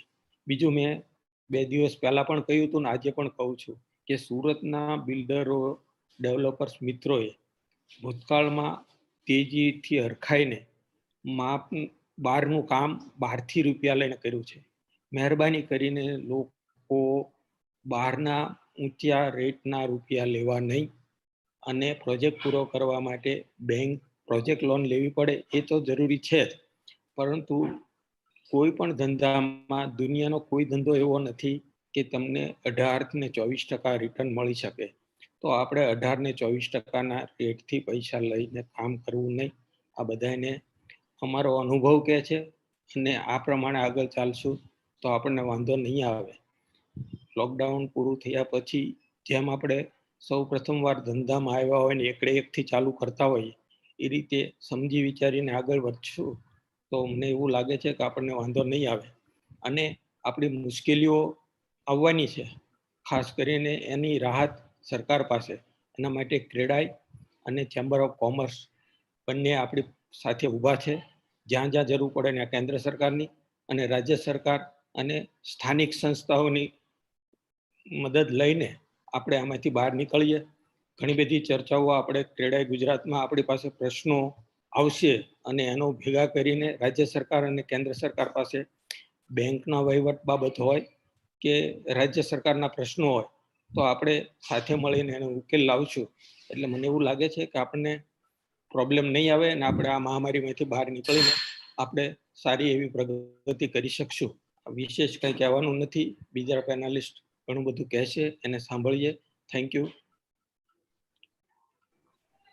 જક્ષયભાઈ, આપનો પ્રતિભાવ આપશો. નહીં, હું સંમત છું કે આપણે લોકોને આગળ આપણા બિલ્ડિંગ, એક તો એક્ઝિસ્ટિંગ બિલ્ડિંગને પહેલા પ્રોપર રીતે પતાવીએ, અને એની માટે અમે દરેક બેંક અને એનબીએફસી અને એચએફસી જોડે વાત કરી રહ્યા છે. એટલે કે એક્ઝિસ્ટિંગ બિલ્ડિંગ કેવી જલ્દી રીતે પતે, એક માસ લેવલ પર ઇન્ડિયા લેવલનું અમે ઘર માટે અમે માર્કેટિંગ કરવાના છે. ક્રેડાઈ નેશનલનું માસ લેવલ ઉપર આખા ઇન્ડિયા લેવલે સોશિયલ મીડિયા કેમ્પેન કે ઘર શેની માટે જરૂરી છે. અને એની જોડે જોડે આપણે ધીરે ધીરે મેં કહ્યું કે પાર્ટનરશિપ બેઝિસ પર દરેક જોડે આપણે આગળ આપણા એક્ઝિસ્ટિંગ બિલ્ડિંગ પૂરા કરીએ, માર્કેટિંગ કેવી રીતે કરવું, અને નવા પ્રોજેક્ટ માટે આપણે સ્ટડી કરીએ કે કસ્ટમરને શું જોઈએ છે, કસ્ટમરને કેટલા રૂપિયામાં પરવડાવવાનું છે. It's called willingness to pay of the customer, WPC. એને ધ્યાનમાં રાખીને પ્રોડક્ટ મૂકીએ. કોમર્શિયલ પ્રોડક્ટમાં પણ અત્યારે લોકો કહે છે કે લોકો નહીં લેવા. મારું અલગ કહેવું છે, પહેલા દર 100 સ્ક્વેર ફીટે એક માણસ બેસતો હતો આઈટી ઓફિસીસમાં અને કોમર્શિયલમાં. હવે ડિસ્ટન્સીસ વધી ગયું છે ફિઝિકલ, તો કદાચ 150 કે 200 સ્ક્વેર ફીટ એક માણસ બેસશે. એટલે દરેકમાંથી એક નવી એક આપણે ઓપોર્ચ્યુનિટી, એક ક્રાઇસિસમાંથી નવી રીતે કેવી રીતે આગળ વધવાનું. કારણ કે આપણે બધા જો આપણે પહેલા દર વખતે હું તો એવું કહેતો કે આપણે બધું જોઈ લીધું, હવે શું બાકી છે, અને બધામાંથી બહાર નીકળી ગયા. એટલે આપણને કોઈને ખબર નથી કે આપી જોવાનું આવશે. એટલે આપણે છે ને પેલા એક વાંસમાંથી પેલા છિદ્રો થાય ને વાંસળી બને ને એવા થઈ ગયા છે બધા. આપણે છેદ મારી મારીને આપણે બધા વાંસળી જેવા. એટલે આપણામાંથી હવે સારા રાગ જ નીકળી શકે, કારણ કે હવે આપણે એવા ઇમ્યુન થઈ ગયા છે. વેક્સિન તો ખાલી પેલી વેક્સિન આવવાની બાકી આપણો ઇન્ડિયન બિઝનેસમેન અને ગુજરાતી અને ખાસ કરીને સુરતી બિઝનેસમેન તો એટલો બધો ઇમ્યુન થઈ ગયો છે. તમારી બુક સરસ બનાવો, તમારી બેલેન્સ શીટ રોબસ બનાવડાવો. આપણે કાદવમાં સીડી નથી ચડવાની. કાદવમાં સીડી ચડેલો માણસ એને લાગે કે હું ચડી રહ્યો છું, અલ્ટિમેટલી ત્યાં જ ઉભો આટલું કામ કરીને. આપણે જે કરીએ છીએ આપણી બેલેન્સ શીટમાં દેખાવું જોઈએ, આપણી રોબસ થવી જોઈએ. એક જ નામમાં આપણું બ્રાન્ડિંગ, જે પહેલા આપણે પહેલા વર્ષો પહેલા વેલજી એવું કહેતા હતા કે આપણી પેલી ગુડવિલ વાળી પેઢી, એક નામ લખ્યું હોય ભલે પાર્ટનરો બદલાતા જાય. એટલે આપણી કંપનીની બ્રાન્ડિંગ, આપણા પાર્ટનર, આપણી માર્કેટિંગ સ્ટ્રેટેજી, આપણી બેલેન્સ શીટ રોબસ થવી જોઈએ. જે વેપાર કરીએ છીએ અંદર આવવો જોઈએ, દેખાવો જોઈએ. આ બધું આપણે હવે નવું શીખવાનું છે, ખાસ કરીને સુરતે. અને આ એનો પરફેક્ટ ટાઈમ છે. અને બધા એક સાથે કરશે ને તો કોઈ તમને ફરજ નહીં પાડે તમને તમારી બેલેન્સ શીટ સ્ટ્રોંગ કરવામાં. એ બધાએ ભેગા થઈને કરવું પડશે. એક એવી હિંમત રાખવી પડશે. જાપાનમાં અણુબોમ્બ છૂટ્યા પછી જો માણસ બહાર આવે કે આપણે અર્થક્વેકમાં 6 મહિના સુધી કામ બંધ રાખ્યું, 20,000 માણસો મરી ગયા, 50 સ્કાય સ્કેપર્સમાં નીચે દટાઈ કે 200 માણસો મળ્યા, 1,67,000 મકાનો જર્જરિત થઈ ગયા. 6 મહિના સુધી સરકારે પ્લાન પાસ બંધ કર્યા અને બધું કર્યા છતાં બી આપણે આખો નવો ઘોડી નવો દાવ. Rules of the game have been change. એટલે શું છે કે જીતવાનું એ નથી કે તમે ફૂલ ગિયર પાડો, પણ જીતવાનું ત્યારે છે કે તમે રાઈટ ટાઈમે ગિયર બદલો. અને આપણે અત્યારે બદલવાનું છે. અને આ એવો સમય છે કે સુરતને ફરીવાર પાછો નહીં મળે. જસમતભાઈ, રાવજીભાઈ, સુરેશભાઈ, હું તમને કહું છું, ખાસ કરીને રિયલ એસ્ટેટ, એકવાર હિંમત રાખો. અને આપણે સરકાર જોડે બી જઈએ, સરકાર જોડે ટેક્સ સેક્શનમાં જઈએ, કેપિટલ ગેઇન ટેક્સમાં જમીનમાં છે કે એમાં 20%માંથી 10% કેવી રીતે થાય, આ બધી જ વસ્તુ આપણે કરીએ, પણ એક સાથે બધા લડીએ. અને ખાસ કરીને સુરત આમાંથી જલ્દી બહાર આવે એવી મારી દિલથી હું વર્ષો પહેલાનું કહું છું. વર્ષો પહેલા તમારે ત્યાં ફ્લડ થયું ત્યારે કોઈ આપણા ત્યાં હું કોઈ હોસ્પિટલમાં સદભાવ કોઈ હોસ્પિટલમાં આવે તો ભરતભાઈ ત્યારે હતા, લગભગ 12-14 વર્ષ પહેલાની વાત કરું છું. ત્યારે હું સુરત આવેલો છું. ઘણા વખતે હું પહેલી વાર સુરત આવેલો ત્યારે મને છાંયડો, યસ. એટલે વારે તહેવારે હું એ જ વખતથી કહેતો ગયો છું. અને આપણે હું એક દિવસમાં નથી કરતો, પણ બધા ભેગા થઈને હવે નક્કી કરો કે આપણે કોઈના ઓશિયાળા થઈને છતે પૈસે, છતાં ખમીરે, છતાં આપણે રહેવું ના પડે. એવી આપણી ખુમારી. અને એક માણસ નક્કી કરશે તો બધા થશે, કેમ ના થાય? એટલે આ એક સમય છે જે વેલજીભાઈ કહ્યું. ઓફકોર્સ સાચવીને ચાલવાનું, આગળ વધવાનું છે. પણ શું છે કે આગળ આપણે પ્રોડક્ટ ખરાબ નથી કરી, આપણે કન્સ્ટ્રક્શન ખરાબ નથી કર્યું, આપણે વ્યવહાર સાચવ્યા છે. ખાલી આપણે જે રિસર્ચ એનાલિસિસ, જે રિસર્ચ ડેટાનો જે સમય છે, જે આઈપીસી જોડે કામ કરવાનો, CBRE, KPMG કે લિયાસિસ ફોરેસિસ, કે ભાઈ આ એરિયામાં કેટલા સ્ક્વેર ફીટના કેટલા એપાર્ટમેન્ટ છે.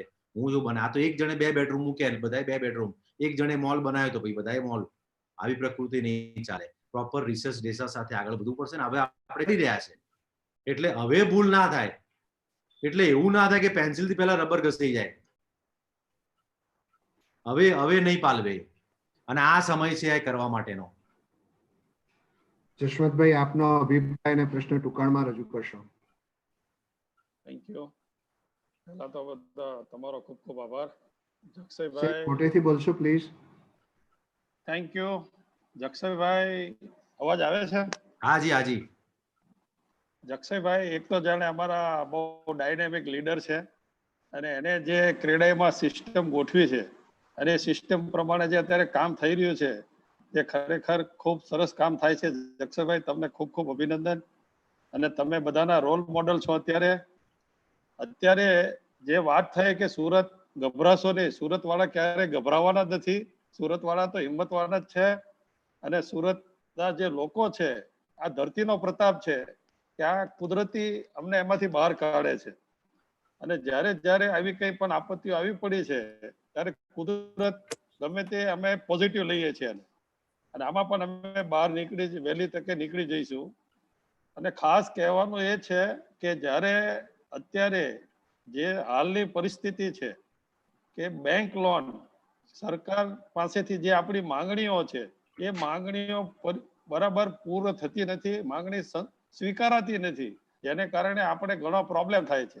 એટલે એક આપણે ખાસ એમાં કેન્દ્ર સરકાર અને રાજ્ય સરકારમાં આપણી જે ડિમાન્ડ છે એ ડિમાન્ડ કોઈ પણ હિસાબે એને સ્વીકારવી પડે, તો જ આપણા ધંધાને આપણે આગળ વધારી શકશું અને તો જ આપણે એમાંથી બહાર નીકળી શકશું. Thank you. સાચી વાત છે તમારી. અને માત્ર ફાઇનાન્સ મિનિસ્ટ્રી નથી, કાલે આપણે હાઉસિંગ મિનિસ્ટર સાહેબ જોડે બી વાત કરવાના છે. ગઈકાલે આપણે માનનીય ગડકરી સાહેબ જોડે વાત કરી, એની પહેલા શરદ પવાર સાહેબ જોડે વાત કરી, બીજા ચીફ મિનિસ્ટર જોડે વાત કરી. સૌથી મોટો પ્લે હવે આરબીઆઈ નો છે. આરબીઆઈ જોડે પણ આપણે સંવાદ ચાલુ છે. નેશનલ હાઉસિંગ બોર્ડ જોડે, એનએચબી જોડે સંવાદ આપણો ચાલુ છે. અને આ બધા જોડે વાત કર્યા પછી આપણે કન્વિન્સ દરેકને કરીને આપણે આ વખતે આ લઈને જ જંપીશું. આપણે એમાં કોઈ સવાલ, આપણે સબમિશન સ્કીમ ચાલુ કરાવવાની છે, કારણ કે અત્યારના સમયમાં સૌથી વધારે ઉપયોગી તો એ છે અત્યારે. એટલે તમામ પ્રોજેક્ટ છે. કાલે બી આપણે બધા જોડાઈશું 2:30 વાગે ખાસ. અને આપણો મુદ્દો માત્ર આ જ છે, રિવાઇવલ અને સસ્ટેનેબિલિટી. બરાબર. અને બીજું જક્ષયભાઈ, જ્યારે જરૂર પડે ને સરકારને, ત્યારે ક્રેડાઈ વાળાને યાદ કરે. સીએમ ફંડ હોય, પીએમ ફંડ હોય, કલેક્ટર હોય, કમિશનર હોય, દરેક જગ્યાએ આપણે ફાળો આપવાનો. આપણો ધંધો બંધ છે, આપણે આપણા વર્કરો સાચવીએ, પ્લસ સરકારને સાચવવા. અને સરકાર આપણું ન સાંભળે આવા સમયે તો એ ખોટું કહેવાય. એટલે આપણે આ વખતે લડત બરાબર આપવી પડશે. નહીં, આપવાની છે ને. 100% સાંભળશે, એમાં કોઈ શંકાને સ્થાન નથી. 100%. Thank you.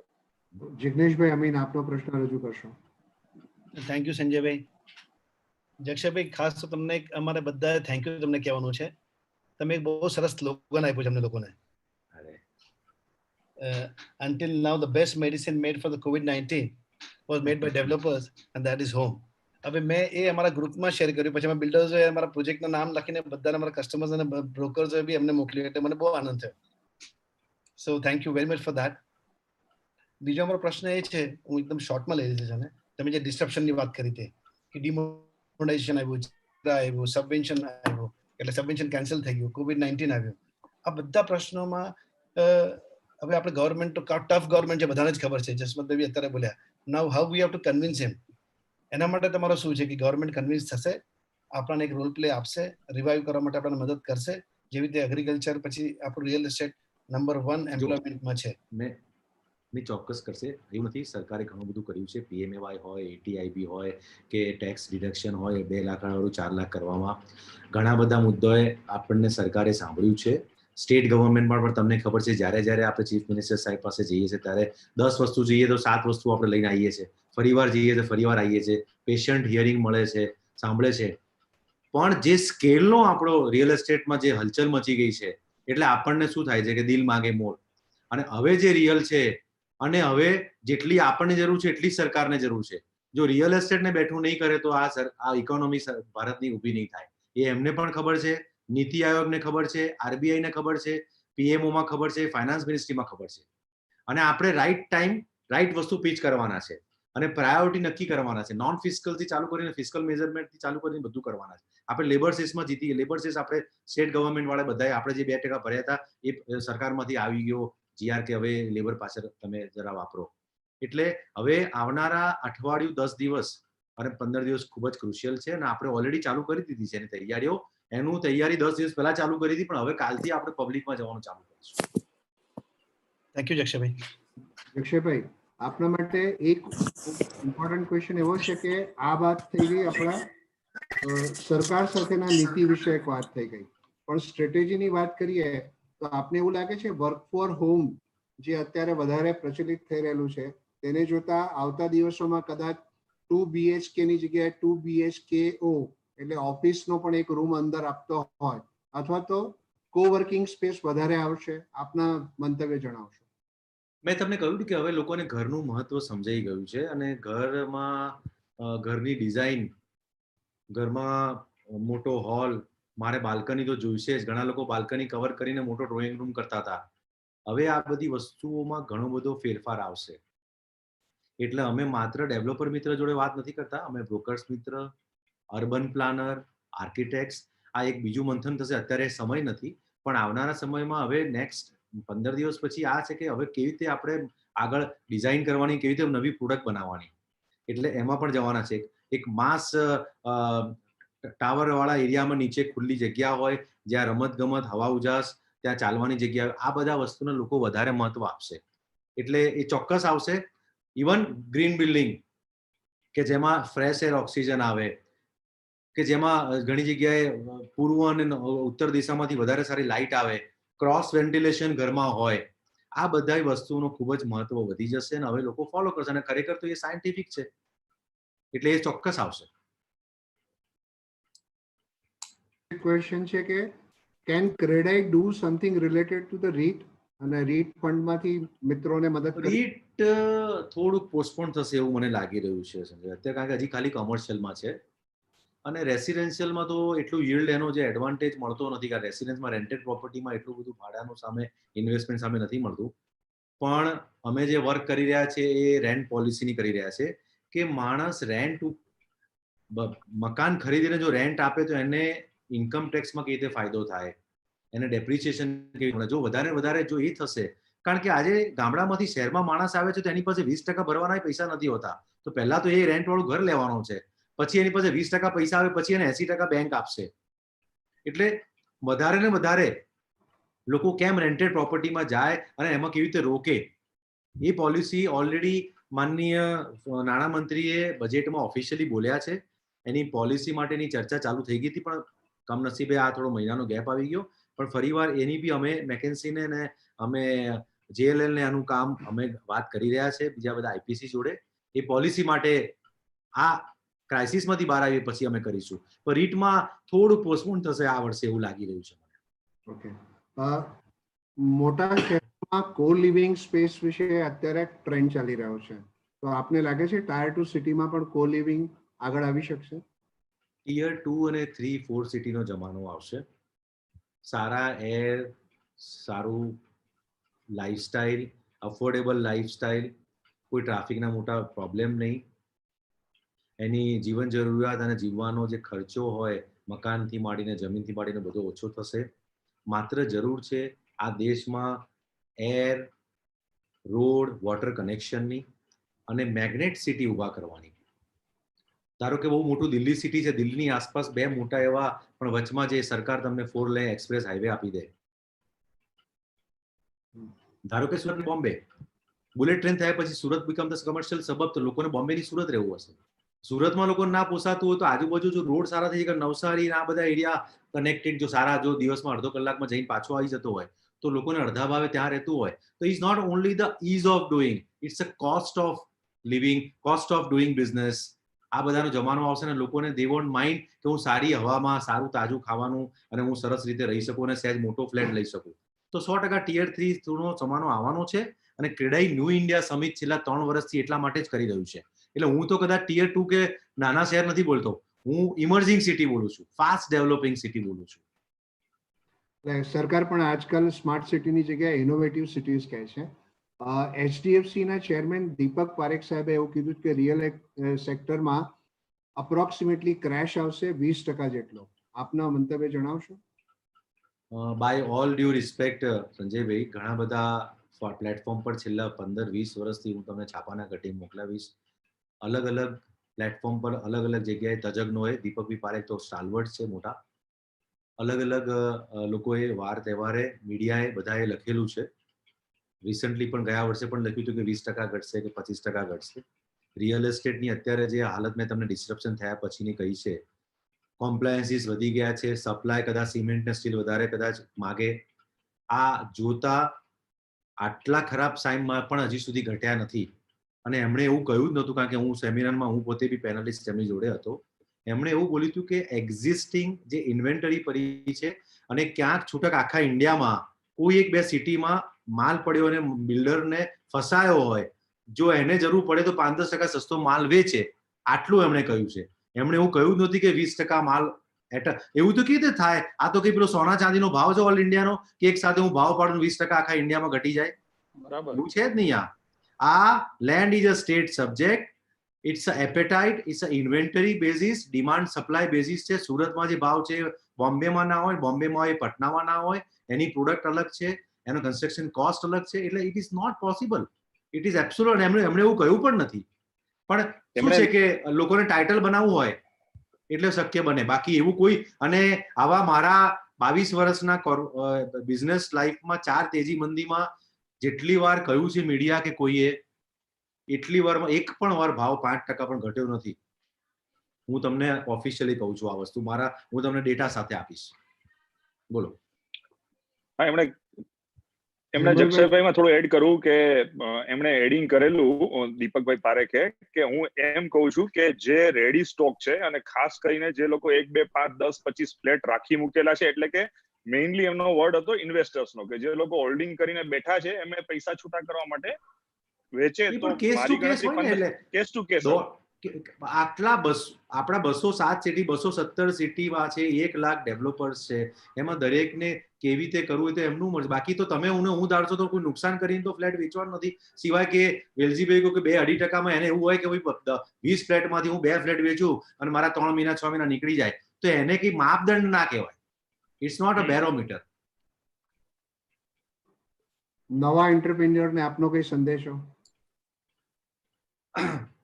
આવનારા આપણે બેઝિક જે માણસની જરૂરિયાત હોય છે, રોટી કપડા મકાન. જ્યારે અન્નમાં આપણે પાછળ હતા ત્યારે લાલ બહાદુર શાસ્ત્રી સાહેબ એવું કીધું, જય જવાન જય કિસાન. અને આપણે અન્ન ક્ષેત્રમાં પગભર થયા. પછી કપડા ક્ષેત્ર આવ્યું. સુરતમાં તો તમને ખબર જ હશે, આપણે અત્યારે વર્લ્ડના મોટાભાગના દેશમાં આપણે કપડું નિકાસ કરીએ છીએ. હવે જમાનો આવ્યો છે મકાનનો. અને હજી તમને ખબર નથી, તમને જે માંગ છે ને, અત્યાર સુધી આપણને એવું છે કે વરાછા રોડ વાળાઓ ગોળદોડ રોડમાં ગયા, ગોળદોડ રોડ વાળાઓ એરપોર્ટ રોડ પર ગયા, અને 2 બેડરૂમ વાળા 3 બેડરૂમ લે, 3 બેડરૂમ વાળા 4 બેડરૂમ લે, 1 બેડરૂમ વાળો 2 બેડરૂમ લે. પણ પિરામિડની નીચે જેની પાસે એક પણ મકાન નથી અને એને 0 BHK કે 1 BHK લેવા વાળો વર્ગ એટલો બધો મોટો છે કે સ્કાય ઇઝ ધ લિમિટ. અને જે ઇન્ગ્રેડિયન્ટ તૈયાર થવું જોઈએ કોઈ ઇન્ડસ્ટ્રી માટેનું રેગ્યુલેટરી, એ તૈયાર થઈ ગયું છે રેરા. એટલે કે કોન્ફિડન્સ કસ્ટમરનો, ફાઇનાન્શિયલ ઇન્સ્ટિટ્યુશનનો, ફંડ મેનેજરનો વધી ગયો છે. પીસ ઓફ માઇન્ડ છે. જ્યારે સેબી નતું ને ત્યારે 2800 ઇન્ડેક્સ હતો ને અત્યારે આટલો ઇન્ડેક્સ થઈ ગયો છે. ઇન્સ્યોરન્સમાં ઈડા નતું, કોમ્યુનિકેશનમાં ટ્રાય નતું. એટલે મારું કેવું એ છે કે અત્યારે જે ઇન્ડસ્ટ્રીને જરૂર છે, એક એફોર્ડેબલ હાઉસિંગ પોલિસી, એસોસિએશન, સરકારનું ધ્યાન, સરકારનો એજન્ડા હાઉસિંગ ફોર ઓલ, એમાં રેગ્યુલેટરી ઓથોરિટી, ફંડ મેનેજ. તમે વિચારી શકો કે આટલા બધા કોર્પોરેટ વર્લ્ડ, ગોદરેજ, અદાણી કે મહિન્દ્રા કે આટલા બધા લોકો શેની માટે આવે? એટલા માટે જ આવે કે એમને દેખાય છે કે આ બિઝનેસ છે. અમે એટલા માટે જ ખેડાઈમાં કહી રહ્યા કે આ બિઝનેસ આપણો છે અને રોટી કપડા મકાનમાં મકાન કોઈ દિવસમાં મંદી આવવાની છે નહીં. મકાને તો હવે આપણને અત્યારે ખબર પડે, અમે તો 4-5 વર્ષથી, અમે 10 વર્ષથી બોલ કરીએ છીએ. પણ તમારે જરૂર છે કે આપણે કઈ પ્રોડક્ટ કરવાની છે એ આપણે જરૂર છે, અને એ આપણે જોડે રહીશું. રિસર્ચ એનાલિસિસ ને ડેટા એ સૌથી વધારે ઇમ્પોર્ટન્ટ છે. જો એ હશે ને તમને ખબર પડી જશે. હવે કે રાતોરાત 1 ના 2 થવાના નથી કે ભાઈ મેં આજે લીધું ને કાલે. પણ રિયલ એસ્ટેટ એવું છે કે એ 5 વર્ષે, 4 વર્ષે કે 8 વર્ષે તમને પૈસા આપે છે. અત્યારે એક પણ માણસ એવું બોલે છે મારે શેર લેવો છે? આખા ઇન્ડિયામાં એક પણ માણસ એવું છે કે મારે સોનું લેવું છે બોલે છે? પણ દરેક માણસ એવું વિચારે કે ના, મારે સારું ઘર હોવું જોઈએ. અને આ તો મારી કે હું કે ગૂગલમાંથી કે રોકેટ સાયન્સની વાત નથી કરતો, પણ આ નવા લોકો માટેનું આ રિયલ સ્ટાર્ટઅપ છે કે જેની પાસે બાપ દાદાની જમીન નથી, કે જેની પાસે પૈસા નથી, પણ એક્યુમેન્ટ છે, હાર્ડવર્ક છે અને કામ કરવું છે. અત્યારે એ લોકોનો સમય છે. The startup for the real estate નો રિયલ ટાઈમ એ અત્યારે આવી ગયો છે અને આવનારા 10 વર્ષ રિયલ એસ્ટેટની ખૂબ જ મોટા, કારણ કે તમને દરેક વસ્તુ અત્યારે એક બની ગઈ છે રેસીપી, તમારે ખાલી બનાવવાની છે, ગેસ ઉપર ચડાવવાની છે. જક્ષભાઈ આપણે અત્યારે હલો બોલો. અત્યારે આપણે વધુ પડતું પોઝિટિવ માર્કેટિંગ કર્યું આપણે રિયલ એસ્ટેટ, તો કોઈ સરકાર પાસે પછી માગી નહીં શકીએ, આપણે થોડું રડવું તો પડશે ને સરકાર જોડે. સી આમાં શું છે કે આપણે કહીએ કે ના કે પ્લાનિંગ કમિશનનો ડેટા તમે જોશો ને તો એ જ બતાવે છે કે સૌથી વધારે ચિંતા એ લોકોને એગ્રીકલ્ચરની નથી પણ રિયલ એસ્ટેટ વર્કર્સની છે, કન્સ્ટ્રક્શન વર્કરની છે, અને એમને ડેટા દેખાય છે ઓલરેડી. અને આપણે કંઈ કહેવાની જરૂર નથી. આ તમે હમણાં જ સંજયભાઈ અમારા મિત્રએ કહ્યું કે 20% ભાવ ઘટી જવાના છે. તમે એક બાજુ પોઝિટિવ વાત કરશો, સામે એટલી જ નેગેટિવ વાતો આવવાની, પણ જે ડેટા છે ડેટા ક્યાં જવાનો છે? ડેટા તો ક્યાંય જવાનો છે નહીં. લોકોને ખબર છે શું માંગ છે, શું જોઈએ છે, કઈ હાલત છે, એ બધાને ખબર છે. એટલે આપણે કહીએ કે ભાઈ અમે પોઝિટિવ વાતો, હું ધંધો કરો એની માટે કહું છું. હું એમ નથી કહેતો કાલ ડબલ થઈ જવાના છે, હું એમ નથી કહેતો કાલે તમારા ફ્લેટ વેચાઈ જવાના છે, પણ આપણે બધી માર્ક કેવી રીતે કરવા? આપણને ડેસ્ટિની ખબર છે. મારે અહીંથી સુરત જવું છે, એ બાય એર જવું છે, બાય રોડ જવું છે, કે મારે ચાલતા ચાલતા જવું છે, આપણે નક્કી કરવાનું છે. હું અત્યારે સોસાયટી બંગલાની સ્કીમ મૂકું, મારે બંગલાની સ્કીમમાં 5 બનાવું, 5 વેચું, ટેનામેન્ટ મૂકું, એપાર્ટમેન્ટ એવા મૂકું, એક સાથે મને પાર્ટનર કોન્ટ્રાક્ટર જોડે હું જેવી કરું કે ભાઈ તું માલ સામાન તારે, હું તને 1000 રૂપિયા તારું બાંધવાનું 1500 રૂપિયા છે, તું આટલા ફ્લેટ લઈ લે, સપ્લાયર જોડે વાત કરું. આ રીતે ધંધો કરવાનો, બેસી નથી રહેવાનું.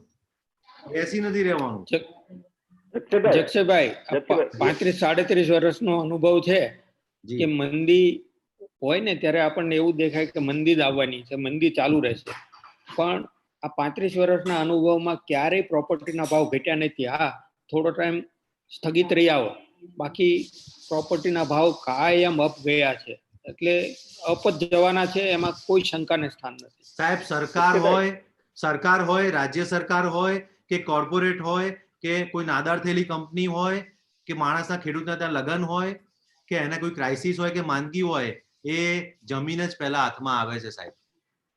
જમીન કે પ્રોપર્ટી સૌથી પહેલા એને બહાર લાવે છે. બોલો. આપણે ATIB 10 વાળા જે પ્રોજેક્ટ છે એમાં અત્યારે પહેલા 2004 જયારે ATIB આવ્યું ત્યારે મેટ નહોતા લેતા. હવે અત્યારે આપણે એવી રિક્વેસ્ટ કરી શકીએ કે હમણાં તમે આ વેવ કરો, 20% જે મેટ ભરવો પડે છે, એટલે અલ્ટિમેટ તો ફ્રી જ છે, એટલે બીજા પ્રોફિટ આપણે ગેઇન કરી અને પછી આપણે બાદ લેવાનું. તો હમણાં આપણે કહી શકીએ કે ભાઈ આ અમને હમણાં વેવ કરો. 18% છે મેટ, પણ જો તમે સેમ કંપનીમાં કરો તો તમને પૂરેપૂરું બાદ મળે છે. રવજી, ઘણી વખતે એવું થતું નથી હોતું કે આપણે કોઈ કંપની અલગ કરતા હોય તો અત્યારે સરકારને માફ જ કરવાનું છે ATIB 10. એ કહી શકીએ આપણે.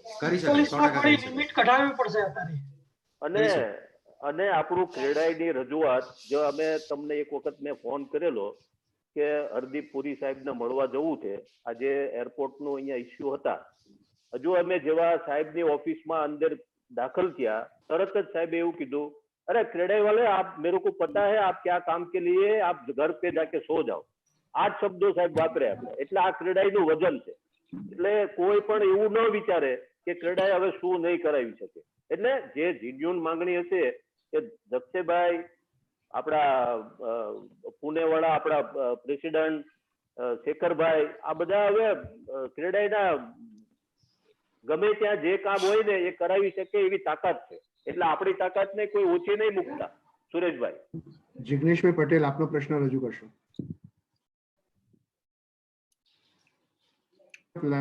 અનમ્યુટ કરશો. Good evening everyone.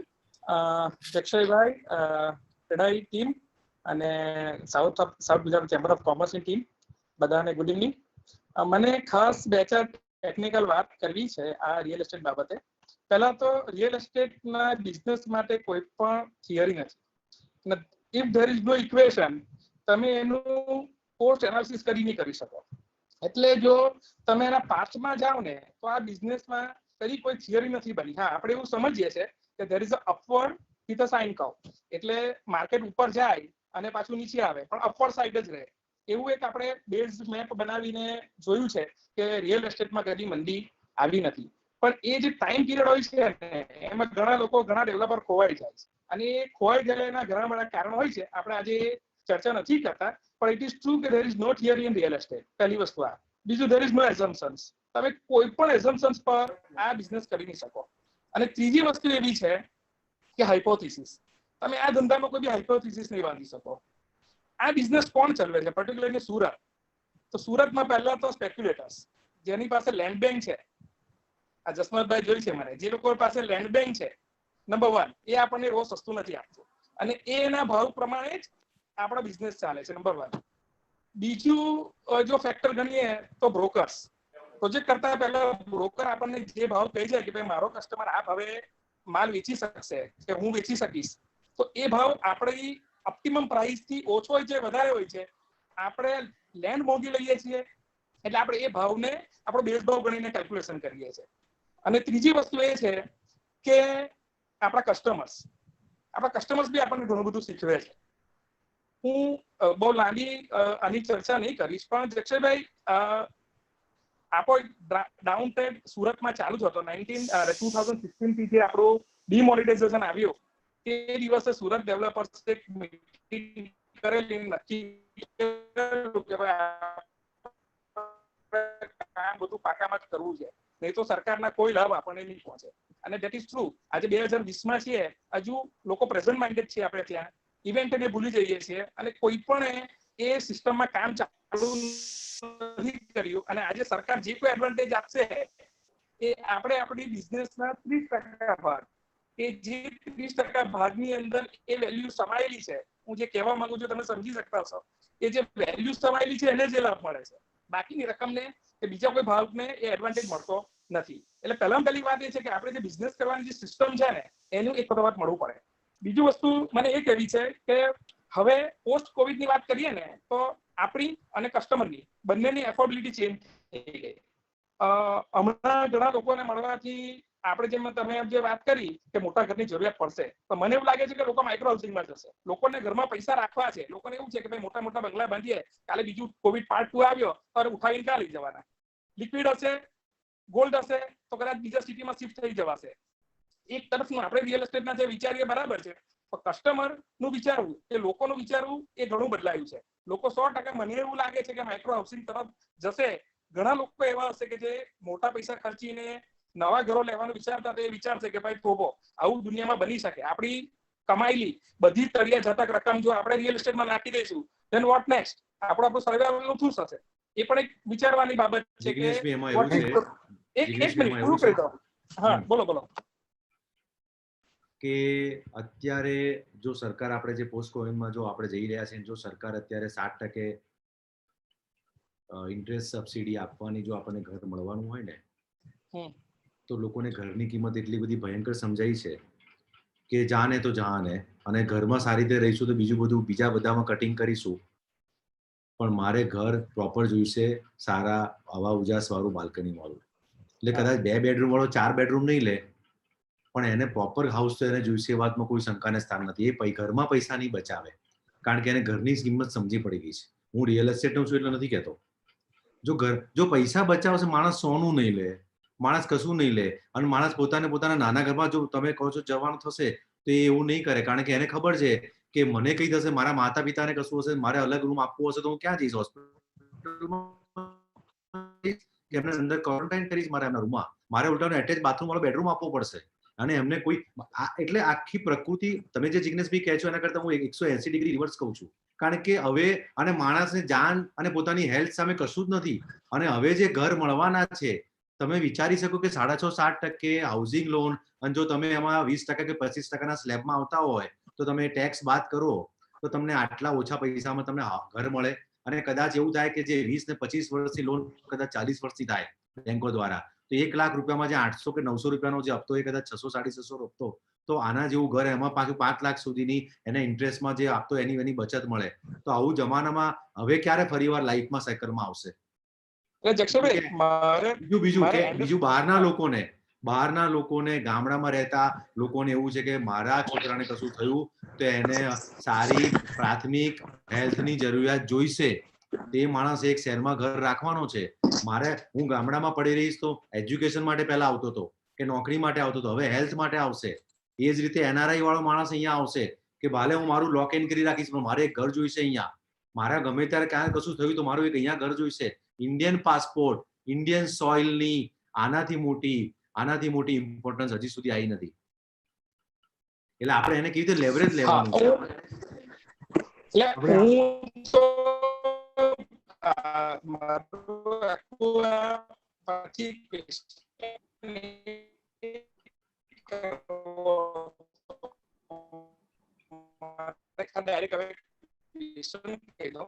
કે જે સુરત અને ગુજરાતની અંદર જે કાચાનું ને પાકાનું કામ ચાલે આપણે એની વાત આપણે અલગ કરીએ જિગ્નેશભાઈ આપણે એ વસ્તુ અલગથી વાત કરીએ.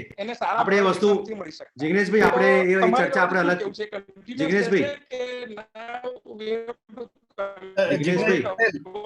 જિગ્નેશભાઈ આપણે એ વાત અલગથી કરીએ. આપણે વાત અલગથી કરીશું. એ ટાઈમ નથી અત્યારે જિગ્નેશભાઈ, આપણે અલગથી વાત કરીશું. કાર્યક્રમના અંતમાં એક છેલ્લો ક્વેશ્ચન લઈ લઈએ. આપણે મલ્ટીનેશનલ કંપની જેવી કે નાઇટ ફ્રાન્ક, કુશમન વેકફિલ્ડ, જેએલએલ પાસેથી રિસર્ચ લઈએ છે તો ક્રેડાઈને પોતાનું રિસર્ચ વિંગ કેમ ન હોઈ શકે?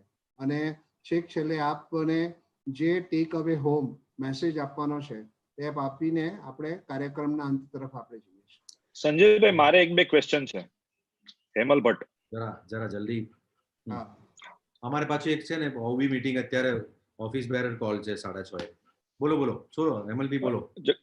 જક્ષભાઈ એક તો અત્યાર સુધી અમદાવાદનું એક બહુ સરસ રીતે ગવર્મેન્ટ તરફથી એ રીતે માર્કેટિંગ કરવામાં આવ્યું એ દ્રષ્ટિએ કે આજુબાજુમાં ધોલેરા છે, વિઠલાપુર છે, સાણંદ છે, આ બધું સારી રીતે ડેવલપ થયું. આપણા પાટલા તમારા ઘણા બધા ક્રેડાઈના પેલાની અંદર 2-3 વ્યક્તિએ કીધું કે ટાયર 2 અને ટાયર 3 સિટી છે એમાં એક એસએમઈ અને સારી બીજી ઇન્ડસ્ટ્રીઓ લાવવી પડશે, મોટી ઇન્ડસ્ટ્રીઓ બી લાવવી પડશે, તેથી એનું ડેવલપમેન્ટ થાય.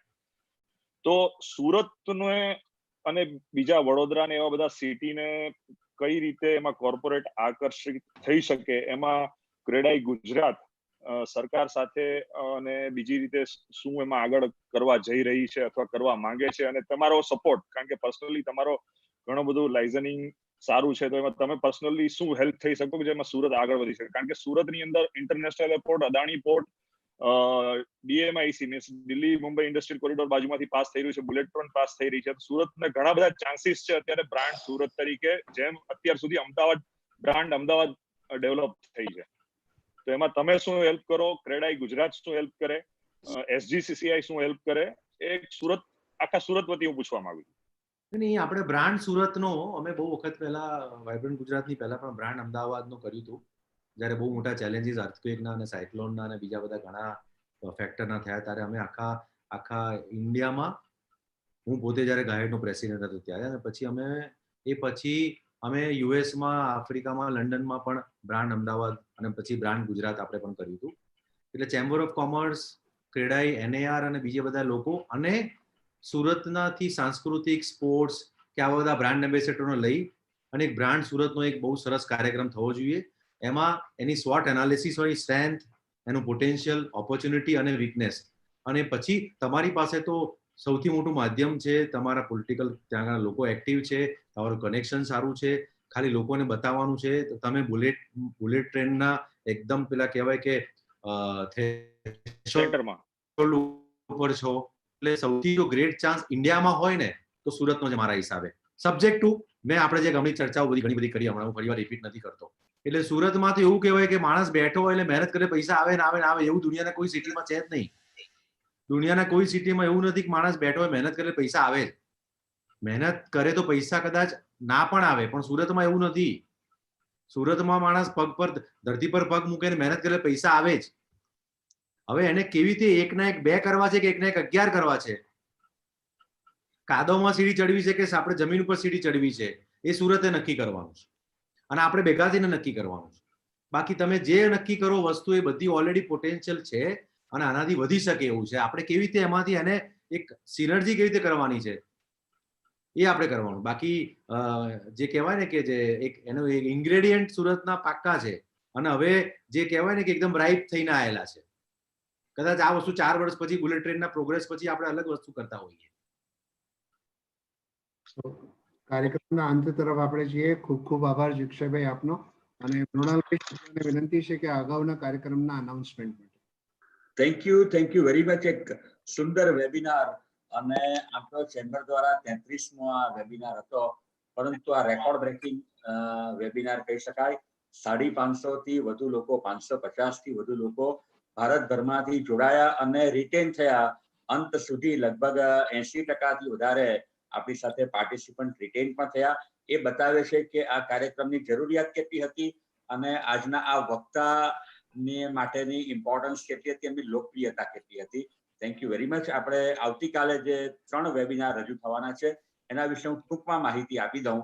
આવતીકાલે સવારે 11 વાગે આપણી સાથે doctor HP Kumar, former CMD NSIC and director external affairs, power to SME, તેઓ આપણી સાથે કાલે ખૂબ અગત્યના વિષય ઉપર વાત કરવાના છે. How will COVID-19 crisis possibly change ties between India SMEs and banks. આવતીકાલે સવારે 11 વાગે. આવતીકાલે બપોરે 3 વાગે એવો જ એક અગત્યનો વેબિનાર, જેમાં ભારતના ખૂબ મહત્વના, ખૂબ જાણીતા 3 લેડી એન્ટરપ્રિન્યોરશિપ 2020 ઉપર વાત કરવાના છે, જેમાં પ્રતિમા કિર્લોસ્કર, પ્રેસિડેન્ટ ઇનોવેશન સોસાયટી, તેઓ કિર્લોસ્કર બ્રધર્સ લિમિટેડના ખૂબ અગત્યના વ્યક્તિત્વ છે. એ ઉપરાંત Vandana Saxena Poria, famous as human alarm clock, order of the British Empire, જે યુકેમાં જેને પદ્મશ્રી કહી શકાય તેવા ખિતાબથી નવાજેશ તેમની થઈ છે, તેવા વંદનાજી. અને તે ઉપરાંત Prachi Jain, director achieving women entrepreneurs early growth funds. આ 3 મહિલાઓ આવતીકાલે બપોરે 3 વાગે આપણી સાથે વેબિનારમાં વાત કરશે. આવતીકાલે સાંજે 5 વાગે એક સરસ મજાના સ્પીકર, અમદાવાદના ખૂબ જાણીતા, ખૂબ લોકપ્રિય અને ખૂબ ઊંડી વાતો, ગહન વાતો કરી શકે એવા ડોક્ટર હિતેશ શુક્લ, તેઓ risk and fall of family business એના પર વાત કરશે. એમની સાથે ડોક્ટર હિતેશ શુક્લની સાથે જોડાશે ડોક્ટર તનુ નારંગ, જેઓ ઓરો યુનિવર્સિટીના પ્રોફેસર છે. તો આવતીકાલના આ 3 વેબિનાર વિશેની માહિતી આપ સુધી પહોંચાડી. આપ સૌ જોડાજો. Thank you very much. Over to Sanjaybhai. હેમલભાઈને વિનંતી છે કે વોટ ઓફ થેન્ક્સ પ્રપોઝ કરે.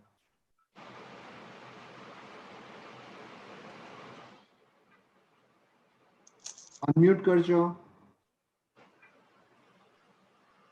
Real estate after COVID-19 and its positive effect on real estate, આ વિષય ઉપર આજરોજ SGCCI, ક્રેડાઈ સુરત અને NAR India Surat chapter, Surat realtors association દ્વારા વેબિનાર યોજાયો.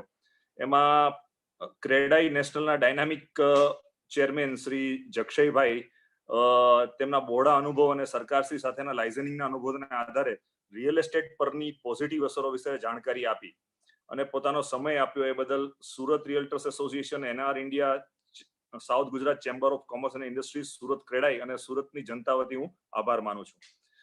એક ક્રેડાઈના રાષ્ટ્રીય હોદ્દાદાર આપણી સમક્ષ આવ્યા, તે આપણું સૌભાગ્ય કહેવાય. ઉપરાંત